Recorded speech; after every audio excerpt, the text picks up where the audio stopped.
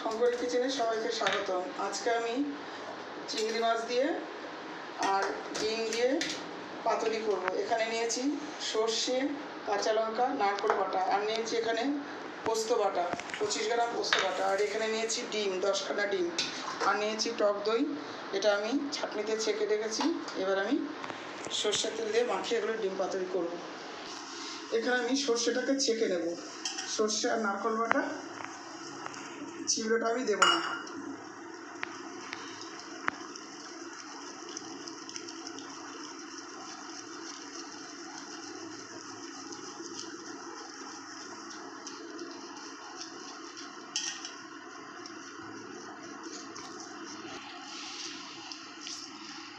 আমি সর্ষে আর নারকেলটা একসাথে বেটেছিলাম, এই যে ছেঁকে এই যে চিবড়েটাকে ফেলে দিলাম।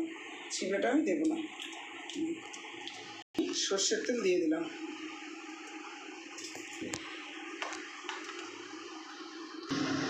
ডিমগুলোকে হালকা ভেজে নেব।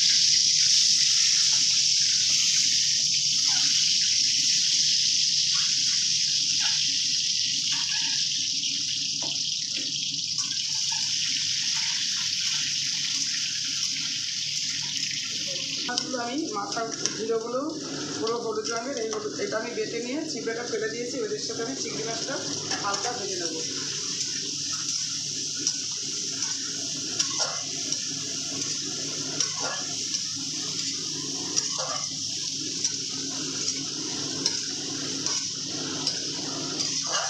আমাদের মতো লবণ দিয়ে দিলাম।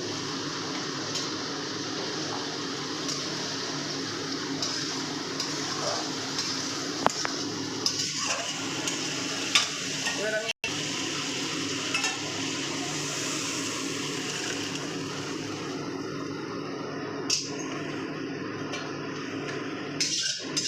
এটা আমার হলুদ হয়ে গেছে। চিংড়ি মাছের মাথাগুলো বেটে তারপরে আমি চিংড়িটা ফেলে দিয়েছি, জিলেগুলো দিয়েছি, এই জন্য কত সুন্দর হয়েছে দেখুন।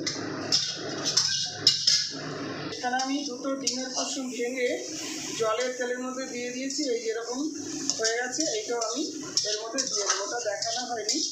দুটো ডিমের কুসুম দিয়েছি শুধু ফেটিয়ে। এবার আমি এটাকেও নামিয়ে দেবো।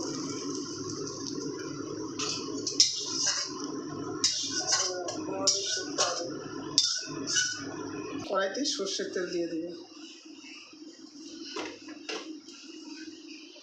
আমি 1 চামচ চিনি দিয়ে দিলাম, তাহলে কি টক দইটা কেটে যাবে না। এবার তেলটা গরম হয়ে গেছে, আমি তেজপাতা দিয়ে দিলাম। দেখাতে থাক। কালো জিরে। এটা পুরো আমি ইলিশ মাছের মতন করবো, কোনো পেঁয়াজ রসুন কিছু দেবো না।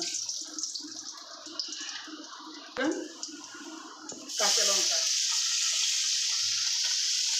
এবার আমি সর্ষেটাকে ছেঁকে রেখেছিলাম, এই সর্ষেটাকে দিয়ে দিলাম।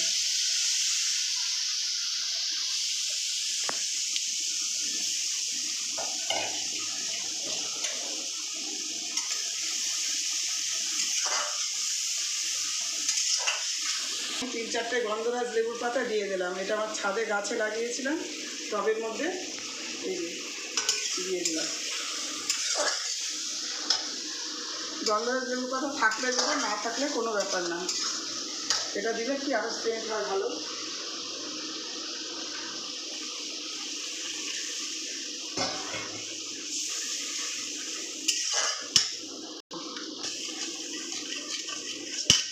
সর্ষের তেল দেবো। এটা পুরো তেল ভাপা হবে। আমি মেখে জোরে বসানি, একটু কষিয়ে নিলাম, তাতে খেতে আরও ভালো লাগবে।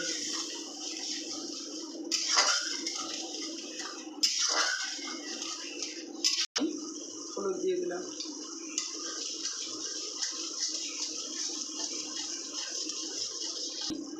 পোস্ত বাটাটা দিয়ে দিলাম।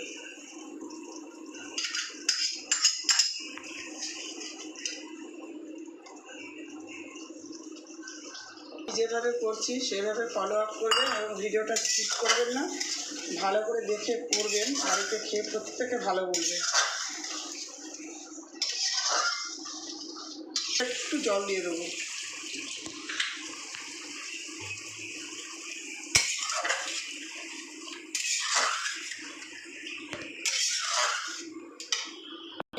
ডিম চিংড়ি মাছ একসাথে দিয়ে দেবো। এইভাবে করে দেবেন, মাছ থেকে এটা দিয়ে একদম এক ভাত খেয়ে নেবেন, কিচ্ছু লাগবে না।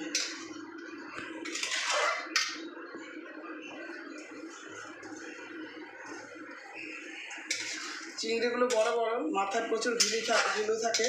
ওই চিংড়ি মাছটা আগে গোটা ধুয়ে নেবেন, তারপরে মাথাগুলো আলাদা করে তারপর বেটে ঘিলুটা নেবেন, চিংড়িটা ফেলে দেবেন।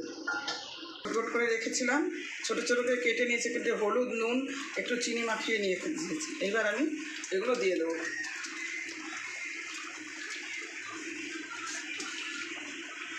এবার আমি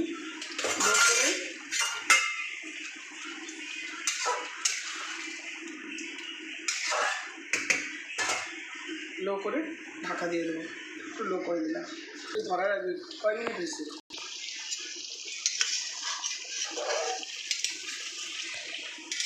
এই দেখুন আমার ডিম ভাপাটা কত সুন্দর হয়েছে। ডিম আর চিংড়ি ভাপা একসাথে করেছি, খুবই সুন্দর হয়েছে। এবং ডিম ভাপা আপনি এইভাবেই করতে পারবেন, কোনো অসুবিধে নেই। আমার নাতির একটু চিংড়ি মাছ ভালোবাসে, তার জন্য 300 চিংড়ি মাছ এনেছিলাম, এর মধ্যে দিয়ে দিয়েছি। ঠিক আছে, এইভাবে করবেন, বাড়িতে খেয়ে প্রত্যেকে ভালো বলবেন। আমি যেভাবে করেছি আপনারা সেইভাবেই বাড়িতে করবেন। এবার আমি একটু কাঁচা সর্ষের তেল দিয়ে দেবো। এটা হচ্ছে পুরো ইলিশ মাছের মতন ভাপা।